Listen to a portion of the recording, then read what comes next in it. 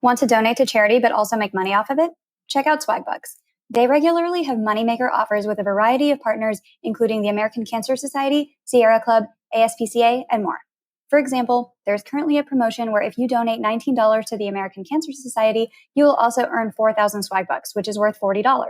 This is such an easy way to make $21 with just a few clicks, while also supporting a great cause. Check out the link in the show notes to try out Swagbucks and to find out more about these moneymaker deals. Thank you to Swagbucks for partnering with this episode of the Geobreeze Travel Podcast.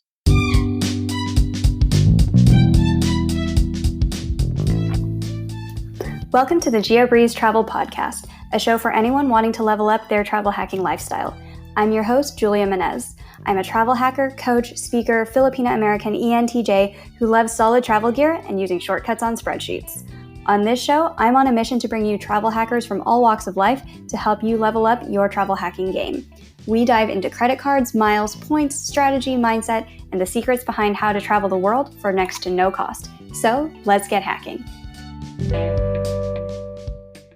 And every hour on the hour, the tree would twinkle and play a song. So after we got back, we were exhausted and you got to go lay down and sit down. I would crack the window, I would turn and crack the window open. And at the top of the hour, the tree would start playing its thing. And we'd all rush to the windows to go look out over this square, to go see the entire show, because the tree lit up in different levels and sparkled in different things with the songs. And everybody on the square would stop and look at the tree too. So I got to see the tree more than anybody by having that special room. But if I were to travel on points, I would say stay at the Hilton in Prague. It was, I have a high recommendation that is very nice, just like the other hotel. Happy holidays, points people. You just heard a clip from Della Woollen. Della has been in the points and miles game for more than 14 years, ever since her husband was assigned a project in Maui, and they realized she could come along for only $10. They've also operated a travel agency as a side business with a specialty in cruise lines and Disney vacations. In this episode, Della and I discuss an amazing vacation her family took through various Christmas markets in France, Germany, Austria, and more, and how you can do the same. We talk about some points hotels, travel tricks, and also must-see stops along the way if you are looking to plan a Christmas trip market for yourself. If you are looking for a credit card to use abroad, make sure you use one like the Chase Sapphire Preferred, which has no foreign transaction fees. The Chase Sapphire Preferred is also one of the most popular first cards for anybody looking to get into the game. Remember, never ever ever apply for a credit card through Google. Always use a friend or creator's referral links. If you are interested in supporting this show when you apply for your next card, or you want to learn more about the Chase Sapphire Preferred, check out the link in the show notes. And now, on with the show. Hey Della, welcome to the Geobreeze Travel Podcast. Hello, I'm so happy to be here. I am so excited to have you here today. We are going to talk about an amazing trip that your family took through Europe with, 6 or 8 different cities for all of these different markets? A lot. It was a lot. 6 lot. 6 Christmas markets. So a lot of different stops. All right. But before we go into any of that and talk about all of the different cities that you got to go to and how to recreate this magical trip with points and miles, let's talk about your background. How did you get into the wonderful game of award travel? Well, I've been in the game for about 14 years, since 2007, when my husband was assigned a project in Maui. And we had enough points to go and he said, you can go for $10. And that convinced me to go. We grew up with the same destinations for vacations. We always went to the beach, but we never, ever traveled far out of our state. I never traveled out of the state unless it was for a school trip. And he went to, let's say, from North Carolina to Florida. But that was the only travel he ever did, other than Boy Scouts. And we loved culture in other places. And so we met and we decided we were going to travel together and do things together. And that's how we got started. And so he was already earning points and miles through work and then just kind of got you into the game? Well, he was my college boyfriend. When he got out, he got a job, and his job required him eventually to start traveling. And we immediately, right after we got out of college, got married, bought a house, got into debt. We paid off that debt. It was $5,000, and it took us forever to pay off the debt. And I said, never again. When I ever get a credit card, the thought of a credit card, of us growing up, traveling was something that the very rich did. Is not something that we would ever do. A credit card was not something we would ever have. If you do, my father, even to this day, carries a debt on his credit card. And we decided we would never ever do that again. We paid off that debt and we enjoyed traveling, nice vacations. We paid cash for these vacations, about one. And then we started, once we paid off the debt, putting my entire salary away. We put my entire salary away for years and opened up a travel agency and did cruise lines, Disney trips, and things for other people. And at the point where we worked full time and had this, and I was spending more time on other people's travel than planning my own, is when we closed the doors and said, that's it. What else can we do? So we bought this house down in Florida and rented out. And my husband started, we're flying to, his job required him flying longer distances to Japan, South Korea, a lot of other areas that were far away. So he racked up the airline points. My job required me to travel from place to place. So I got the hotel points. I was always the Hilton Diamond person when I would get the maximum amount of points. That was about it. But then we realized that I could travel for that $10 with him, and he got a project in Maui, and that was it. We haven't paid full price for any trip after that. What do you guys do for work that you're able to travel this much and that you get to stay at all these hotels and that he's traveling to Korea and other places? We're both engineers, and he does it for as a military contractor. And then, but not military, but just a contractor with the military. And so he would kick off a project that needed to start. They'd have to go back in the midterm, and then he'd have to go back at the end of the project. So he would have to fly out to a destination several times for the project. Me, I am an inspector. The facilities don't come to me, I go to the facilities. So I have to get a hotel room nearby.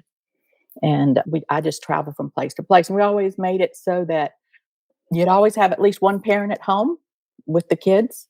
And we would always make sure that they knew that we were using this time that we took away from them to add back something to them, and have taught them immediately how to use these points and how to save money to go on trips. And this is how we afford it. This is not something that naturally comes to us. This is something we work for.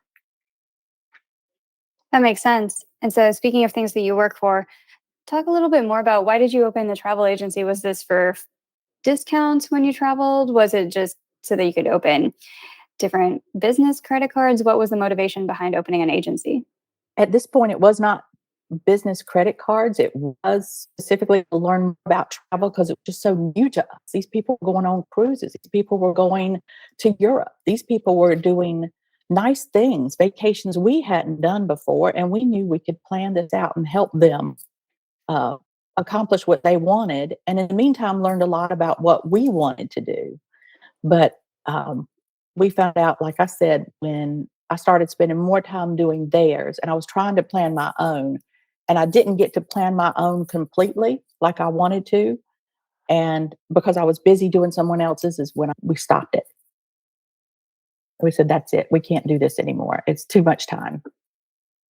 That makes sense. How much time were you spending? Well, we were working at least 40 hours a week for our regular jobs. And then I would say another 30 to 40 hours a week because we had no kids at the time. 30 to 40 hours a week on these other projects that we would do. And then it was just it becomes overload at some point.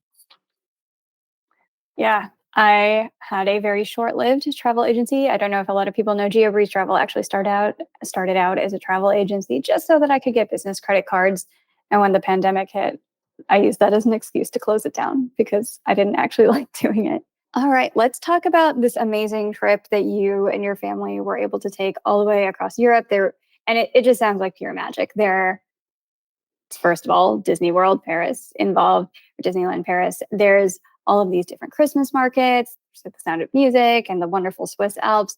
Talk about how did you plan this trip? What was involved? And also, you did a lot of this on points and miles. So walk us through all of the details. Let's start with flights. How did you do the flights for this Europe trip? We knew we couldn't afford to do a family trip like this unless we could cash in all of some of our points for flights. My daughter, the oldest, was already studying abroad in Marseille, France. And so she got herself either a train or flight, I can't remember now, to Zurich, Switzerland. And we decided and we found American Airlines through JFK went straight to Zurich, Switzerland. And it was 60,000 points round trip. for the three of us. So 180,000 points bought us round trip to Europe and back. And without that, I could never have afforded the trip.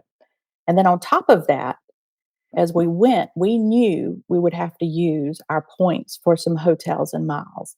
So out of the 20 days and 19 nights, 6 of those nights ended up being covered with points. And had we not had some points in hotels and in different hotels, we would not have ever been able to do this again, too. So you flew American Airlines from North Carolina straight into Zurich? Hmm.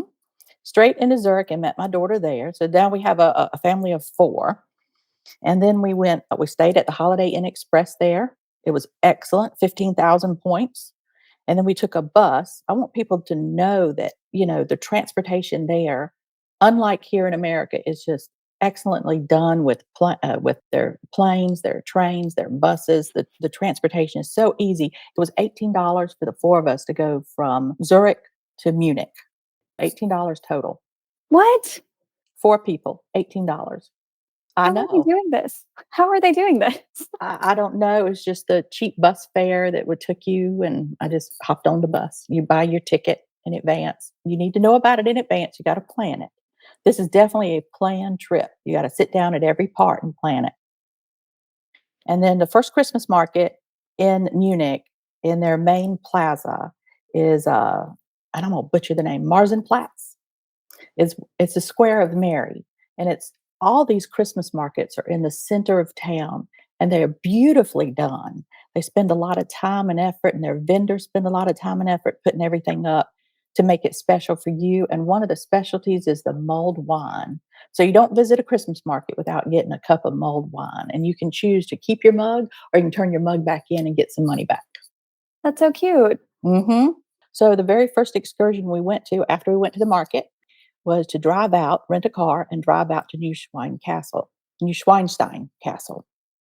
And it was King Ludwig II. A lot of the architecture there is Bavarian, and it's only about a 2-hour drive. And Disney went and looked at this castle and thought this was beautiful, Walt Disney. And he modeled Cinderella's castle in Florida after this castle. And King Ludwig was a young fellow. His parents' castle is right across. You can walk from castle to castle and take the castle tours. He had the first running water into his bathroom. So as engineers, we were all mesmerized by the white limestone and the how they heated the castle and how they had running water. And we just had a wonderful time on that trip. And that was just a one-day excursion. Go back and visit the markets at night. If you're spending a lot of time in markets, there's a day market and a night market. Now they're selling the same things, but the atmosphere is so different. And at night, having the mulled wine again, and it's just to walk around and look at the food and the gifts that they sell. It's just beautiful, just beautiful. We went to the next market. It was in Salzburg, and Salzburg is a beautiful town. Have a wonderful Hilton there. My husband asked, he said, can I get a little bit of a splurge? And instead of staying at the Hilton, could he stay like at one of the Airbnbs? We did stay. We actually overlooked one of the markets. And so I did some of these for him too, where I stayed at an Airbnb instead of the hotel points. And we walked right up to the Cathedral Square. Salzburg is known for Sound of Music. It's known for Mozart's birthplace. And so the second item that we did was the Sound of Music tour. And it's a one-time thing. I remember my older daughter arguing with me, saying, "It's so much money, Mom." I said, "Nope, it's so and so's Christmas present. This is it. This is all they're going to get. We're going to do this as a family." And it ended up being the most funnest tour I've ever been on in my entire life. The people were so knowledgeable, and they took you to all the locations, and we sang songs. And if I had to do anything over again, I'd go to Salzburg and Vienna, Austria, and I'd visit the Christmas markets, and I would take the Sound of Music tour again. It was so much fun. Oh, and I had chimney cake. It was my first time trying what's called chimney cake. And the way I would describe it is it's a funnel cake, and it's wrapped around a metal bar, and it twists and turns, and you'll see them lined up cooking. And it's cooked over, instead of being fried, it's cooked over some hot coals. And it's got sugar. It's rolled in cinnamon sugar.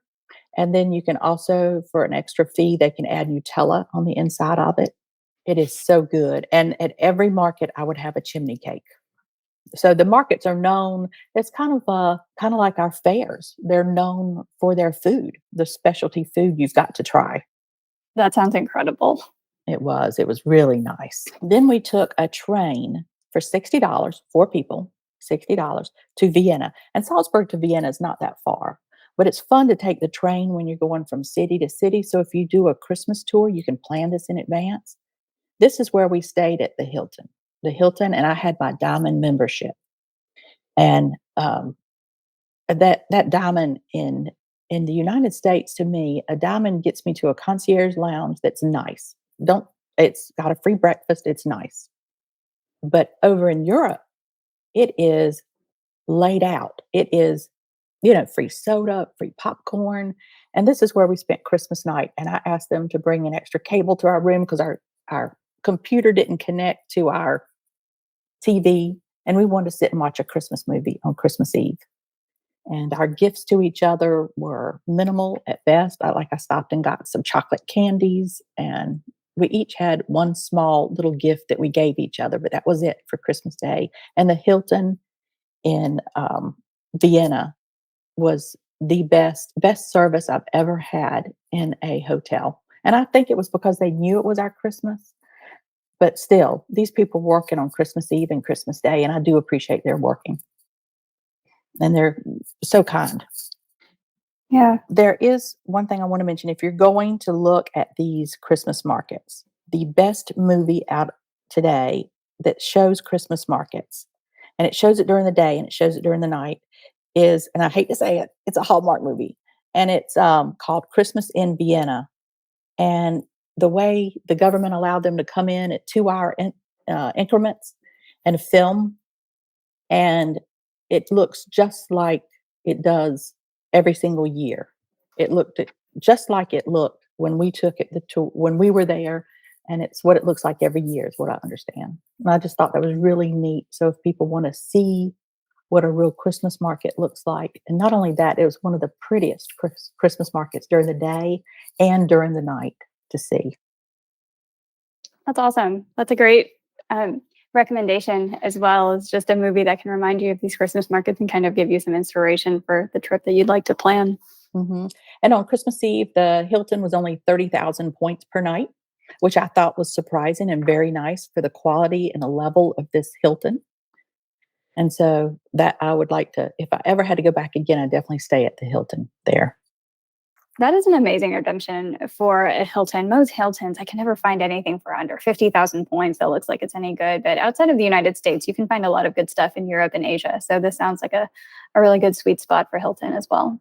If you are listening to this episode thinking, I want to travel like this, but I need step-by-step directions, one of the best ways to level up your travel hacking game is by talking with other points people. I give away a free one-on-one coaching call each week. The secret link to sign up is in my weekly newsletter, which goes out every Monday, and it's first come, first served to grab the free call.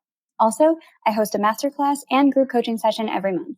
You can find the links to sign up for the newsletter, monthly masterclass, and Patreon, which gets you access to the masterclasses and also recordings of past events, all in the show notes. This week's Patreon shout out goes out to Matthew. Thank you so much for being a part of the Geobreeze Travel Patreon community. Now, that was the third market we visited.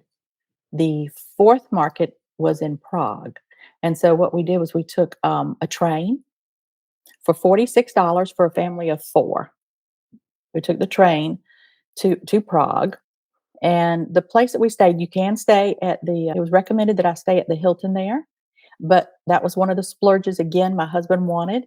And so I splurged and got on booking.com, or it was also on Airbnb, this little place that overlooked the town square Christmas market. And every hour on the hour, the tree would twinkle and play a song. So after we got back, we were exhausted and you got to go lay down and sit down.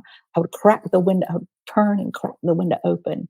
And at the top of the hour, the tree would start playing its thing. And we'd all rush to the windows to go look out over this square to go see the entire show, because the tree lit up in different levels and sparkled in different things with the songs. And everybody on the square would stop and look at the tree too. So I got to see the tree more than anybody by having that special room. But if I were to travel on points, I would say stay at the Hilton in Prague. It was, I have a high recommendation that is very nice, just like the other hotel. Awesome. Where did you guys go after Prague? Let's see, we went to another train ride for $90 for a family of 4 to Berlin to stay at this time we used some points, the Hampton Inn. It was 15,000 points per night, which was a great deal. And we visited their Christmas market in their town square. And in Berlin, there's quite a few town square. There's quite a few markets you can visit. You can imagine Berlin's a bigger city, and you can go in different ones. There's a main area that you can go to. Then while we're actually in Germany, one of the things that we did was visit a concentration camp. I thought that was historical. And the German markets had a few more things that I thought were interesting that some of the other markets had, maybe, but I didn't see it as much. But they had more of the Russian fez hats. They had more hats that covered them up more. I don't know if I know their Christmas isn't colder than any place else, but they seem to have warmer garments, more ear covers. They had a lot more chestnuts and almonds and gingerbread than the other markets. And I thought that was interesting. You typically see the same thing at each market, but this German market had a little bit more. So if you go to Germany and you love gingerbread, that's the place to go. Okay. Good to know. Hmm. You want me to talk about our sixth market that we visited? Sure. Yeah. What came next after Germany? I thought I killed us. And I think I've told you wrong. We took a flight from Paris for $18 each. I thought I killed my whole family. Who gets a flight for $18? But from Germany to Paris, it was $18. And I did splurge and stay at an Airbnb. Now, had I known more, had I been listening to you, had I known more about points, I could have gotten and used all my points because, in Paris, there are many hotels you could use points at. But I didn't have that at the time, and because I had spent 6 nights or I'll end up spending a total of 6 nights paid for and got my airfare paid for, our family could afford it. We got an Airbnb, and the last one is on the, Champs-Élysées, and that's the most famous road in Paris. It's lit up at night anyway, but to be on it and then have the shops on it as well, it's just beautiful. At this point, we'd spent enough money and enough time and have been out in the cold for enough that we didn't have to do a lot of shopping. We did more eating. And again, my chimney cakes, every place I went. Paris, one of the two things we wanted to do. One of them was Disneyland Paris. And we are huge Disney fans. And so my daughter already had an annual pass to Disneyland Paris. And so we had bought 3 one-day tickets to Disneyland Paris, and we had so much fun. Disneyland is Disneyland, regardless of where you're at, and the atmosphere is the same inside the park. And the only thing you don't see in Disneyland Paris, as much as you see at Disney World or even Disneyland, is in California, is we didn't see as many people dressing up. And when they did dress up like characters or wore the t-shirts, it was not common. It was just not a common thing. The ears are just not as common, but Yeah. you can't beat Disney. Disney is like the top of the line there. Like I said, if I'd have planned it better, I could have stayed at a hotel near there uh, with points.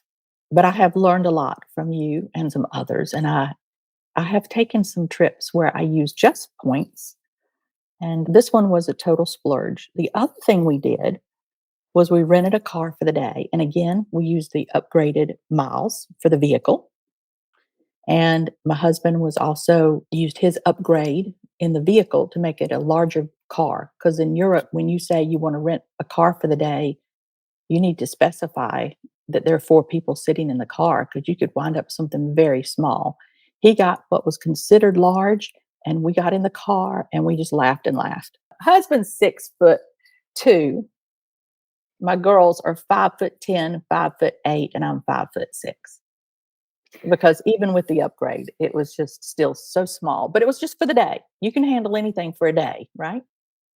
Let's talk about how to rent a car, especially abroad, using points and miles. So, were you using Hertz? Who are you using for this? Who I think it was Hertz. And it was my husband was in charge of that one, and he turned in whatever he had to turn in to get what he had to get, but I know it wasn't much. I think he used a combination of cash and points and then used his upgrade, and we got to go out and pick the car when you walk out. Because he already had Hertz status from just all of his work trips, I Yes. assume. Yes. He also had the international driver's license already paid for, but that isn't much. If you want that, it's only $15. They could have gone up in price, but it was at the time $15. Okay. And did you also, so some of it's on points and miles. Did you also pay part of it on a credit card so that the comprehension and collision was already covered and you didn't have to pay extra rental insurance? How does that part work? Absolutely. Always do that. Always, always, always. It's a way to save a lot of money. You need to know the details behind it. And I'm really impressed with some of the people in your industry and the points and miles describing the understanding the type of insurance that you're getting.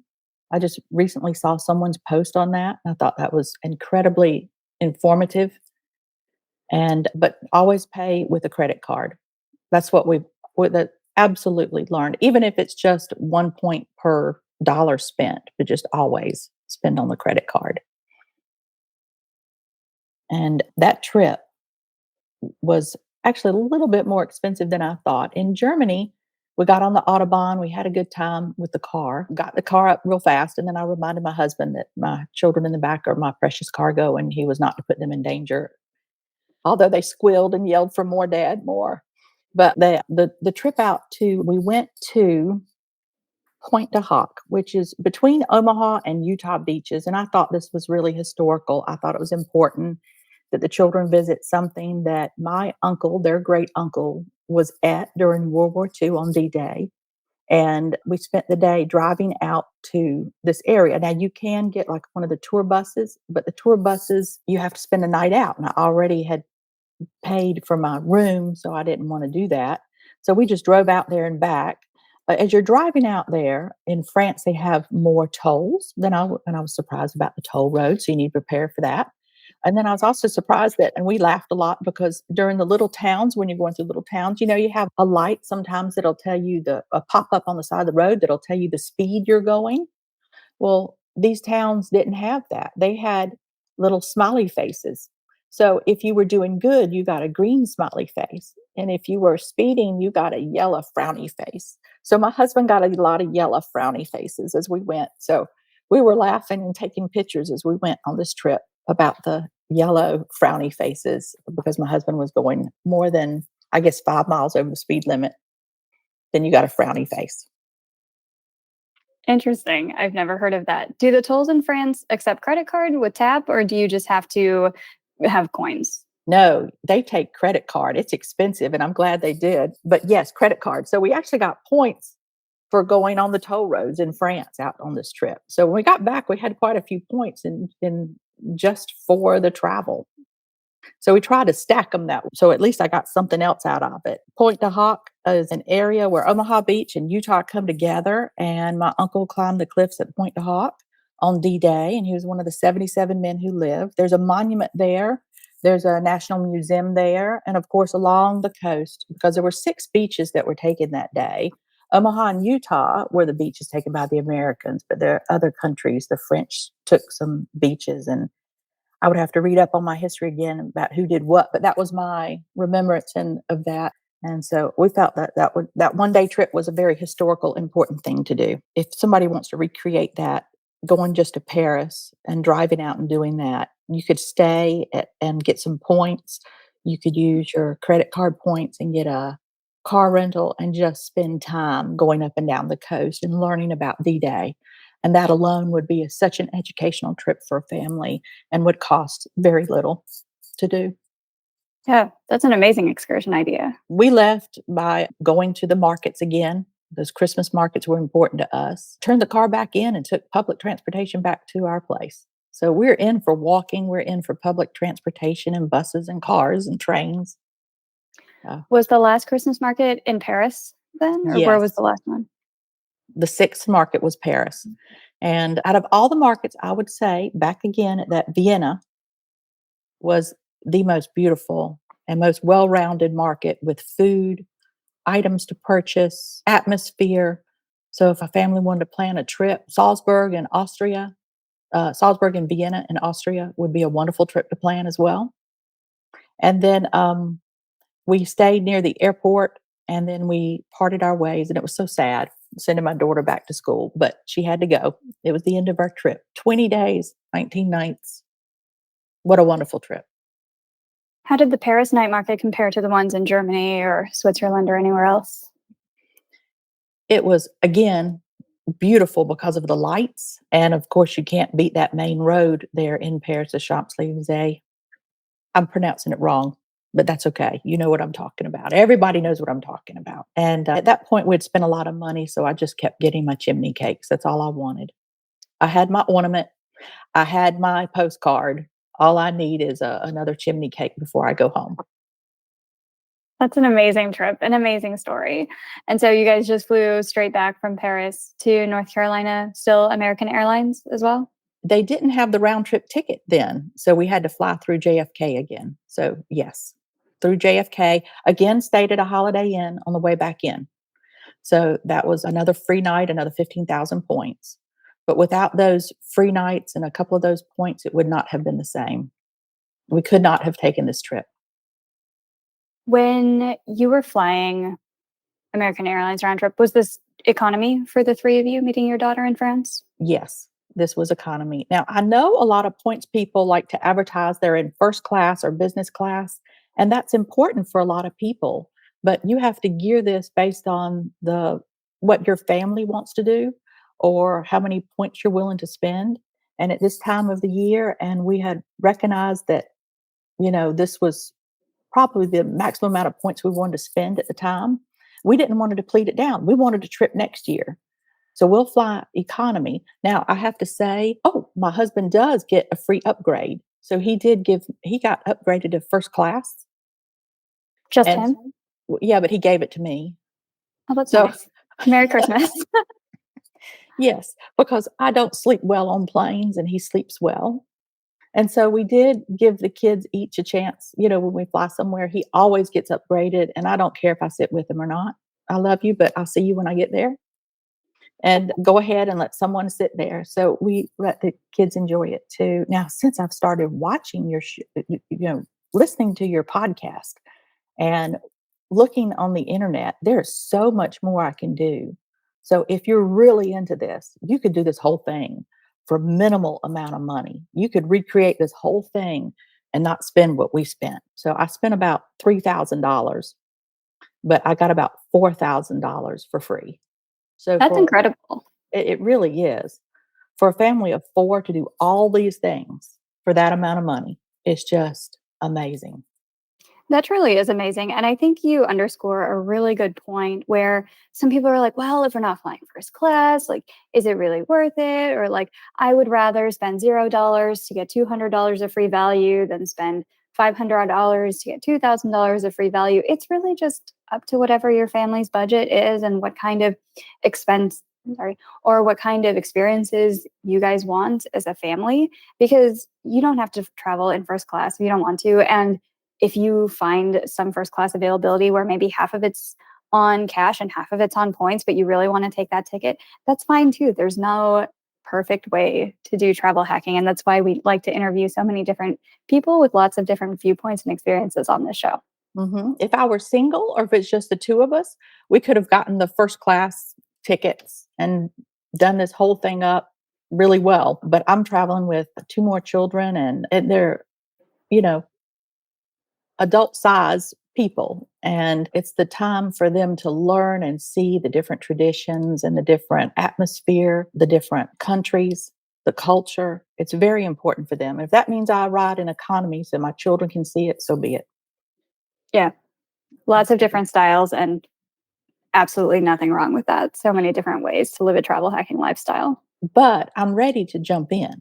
You have convinced me, and some other people on this show have not other people in this industry, excuse me, have convinced me that travel hacking with the credit cards is the way to go. I'm in the process of trying to figure out what the next trip is, and we just got confirmation, and we'll get some more in the more hearing what's going to happen. My daughter graduated from this university in France, and with a degree in marketing. And she just got her invitation to walk across the stage. Nice. That is so exciting. And this whole trip sounded magical, from the Disneyland to all of the different Christmas markets and how many different cities you got to see. So, with all of the experience that you amassed by planning this trip and also diving deeper into points and miles, what would be your number one piece of advice for listeners today? Spend time on your trip and decide what you want to do, and then get your miles to go do that trip. And you can do it. And in today's market, you can do this even cheaper and better. But you just take it, you'll make mistakes and go with the flow. Just be okay with it being just okay. There are times where it's not okay, and you're just going to have to be in that moment and move on to the next one. But use your points and miles to do it, because you won't be able to. I can't afford to do it any other way, and most people can't. But don't be afraid to do it. Dive in, decide where you want to go, slowly work yourself there. Wise words. And speaking of great advice, who are some other people on the internet that you love to recommend for points and miles content, general travel content, anything about Christmas markets in particular? All I can think of is this one couple, and they're called Two Empty Nest, and they seem to travel with points and miles. I like the places they go, but it's just something I flip through quickly on my Instagram. My daughter, she was a student studying abroad, and she went to 22 countries. And so she started one called My Worldly Travels. And they're just beautiful pictures. If you need to know, take a shot from a country, and you're looking for that picture that's perfect, that's the website or the place to go on Instagram to visit. And then I have started upgrading my Instagram. Yeah, where can we find you on the internet? Yes. On Instagram, I'm the Hidden Mickey House, because I remember I saved my money and then I purchased this house down in Florida, and I've rented it out for years, and it still rents out even today. And then on Facebook, it's thehiddenmickey.com. It's thehiddenmickey.com. You got to put the in front of it. There's so many hidden Mickeys. I didn't realize there were so many out there, but I hope to keep those up a little bit better. Is it really close to Disney World is why it's called that? Yes, absolutely. 3 miles. Wow. I once got in my vehicle and I drove, there's a little back road to Animal Kingdom. And I got on that back road and I got in my car, and 8 minutes later, I was walking in Animal Kingdom, because the parking lot was almost empty. So I pulled up to the front, right behind where you would pay the massive amount to park. You just paid to get in the park. And then I had walked up and was going through security in 8 minutes. So That you is can't always unheard do of. that. Yeah, it doesn't always happen, but it does happen occasionally. And when it does, it's sweet. All right. Well, thank you, Della, so much for coming on to the show today. We learned so much from you, and looking forward to following you on Instagram and your points and miles journey as well. So thank you so much for coming on the show. Mm-hmm. Thank you.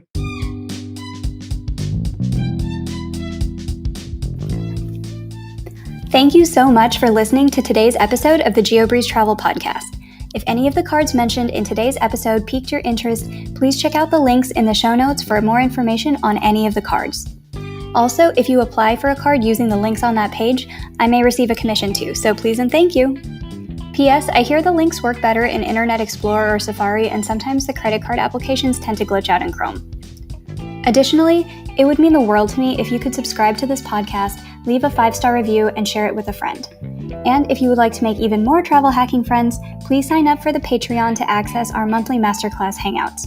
We dive deep into a particular points program each month, and you'll get to ask all of your travel hacking questions and enjoy being around other people who enjoy points and miles just as much as you and I do. If you would like an invite to the next one, head over to geobreezetravel.com/hangouts to sign up to be on the invite list. Take care and happy travels!